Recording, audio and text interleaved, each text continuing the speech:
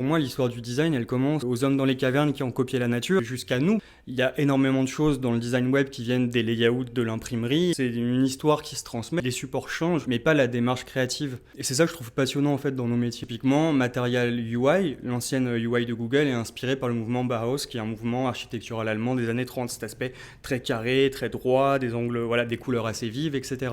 Dans la culture design, pour moi, il y a plein de choses qui sont hyper importantes. Je sais qu'il y a beaucoup de gens qui regrettent malheureusement que le design devienne un peu plus formaté. Il ne faut pas forcément le voir d'un mauvais œil parce que c'est aussi l'évolution normale de nos métiers. Pour moi, voilà, parmi les piliers, il y a comprendre d'où vient le design d'interface et tout le background qu'il y a derrière. Avoir une vraie culture web, donc je parlais de la neutralité, ce genre de choses. Comprendre comment marche un serveur. Tu peux pas me parler d'éco-conception si tu sais pas ce que c'est une requête HTTP ou ce genre de choses. L'éco-conception, c'est pas que alléger des JPEG, c'est un petit peu plus compliqué que ça. Donc vraiment avoir une bonne culture et s'intéresser à ce qui se passe autour de toi. Pour moi, le troisième pilier, en tout cas pour l'aspect design d'interface, c'est l'aspect technique.